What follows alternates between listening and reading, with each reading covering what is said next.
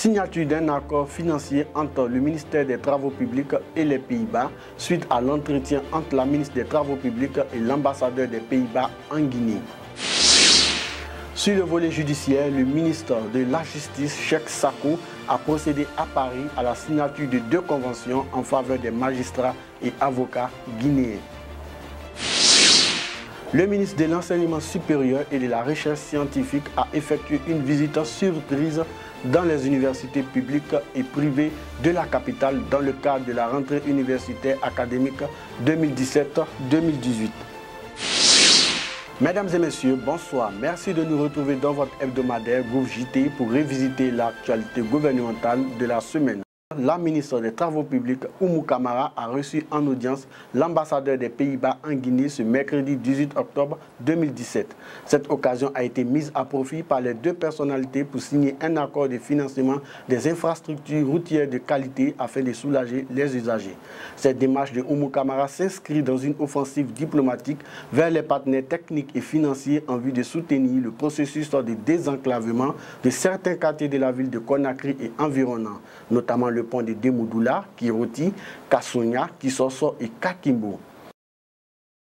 Le ministre Damantan Albert Camara et la mission de la société hollandaise se sont rencontrés cette semaine dans le cadre des travaux d'échange d'expérience dans l'équipement des centres de formation professionnelle et dans le cadre de la recherche de financement pour la réalisation des projets. Au cours de son séjour, la mission a visité les 16 et 17 octobre plusieurs centres de formation dont l'ENAM, l'ONFPP, le CEPERTAM, le CFP Matoto, l'ENEP Matoto, le CFP de Bokeh et l'ERAM de Bokeh en construction. Cette entreprise hollandaise Devotra, qui a déjà fait ses preuves dans plusieurs pays anglophones, est à sa première expérience en Afrique francophone et compte partager ses expériences avec la Guinée.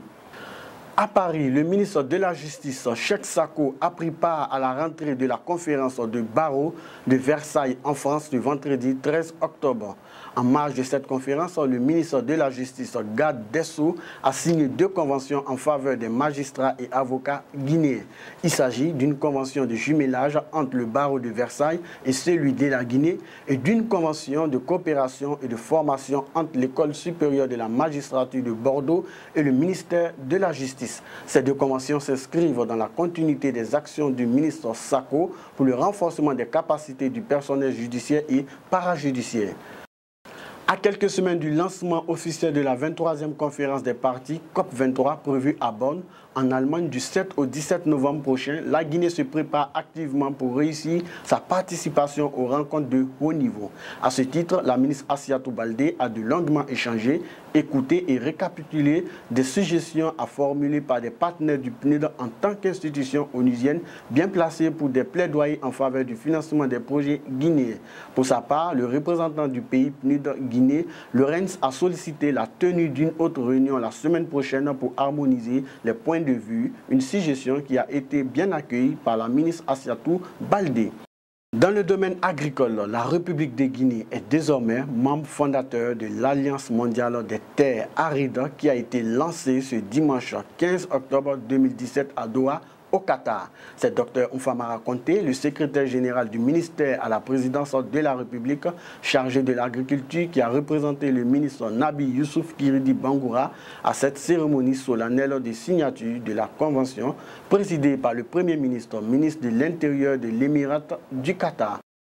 Le gouvernement guinéen a procédé au lancement du premier numéro imprimé du bulletin du gouvernement BDG ce mardi 17 octobre dans le centre-ville de Kaloum pour une meilleure communication de proximité auprès des citoyens. À l'occasion de ce lancement, des équipes de la cellule de communication du gouvernement, accompagnées de médias privés et publics, se sont dirigées vers les citoyens pour leur parler tout d'abord du contenu du magazine et de son but, avant de leur en offrir gratuitement dans le seul but de promouvoir la gouvernance de Mamadi Youla, Premier ministre, chef du gouvernement, sous le sceau de la transparence et de la redevabilité dans la gestion de la cité.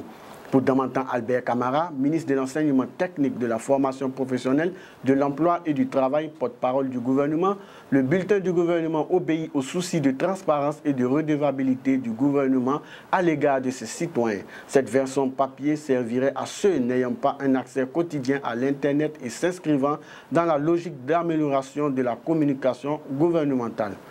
Comme je vous l'annonçais dans les titres, le ministre de l'Enseignement supérieur et de la Recherche scientifique a effectué une visite surprise dans les universités publiques et privées de la capitale, dans le cadre de la rentrée universitaire académique 2017-2018. Annoncé dans le communiqué diffusé le 26 septembre 2017 par le département, cette journée du 16 octobre a marqué l'ouverture effective des classes dans toutes les universités guinéennes, de l'université Gamal Abdel Nasser de Conakry à l'université Barack Obama, en passant par l'Université Générale Lansana Conté de Sonfonia, l'ISEC de Lambani, l'Université Mahatma Gandhi et l'UNC, le ministre a été accueilli par les différentes autorités des établissements avant de visiter des salles de classe où les étudiants suivent déjà des cours.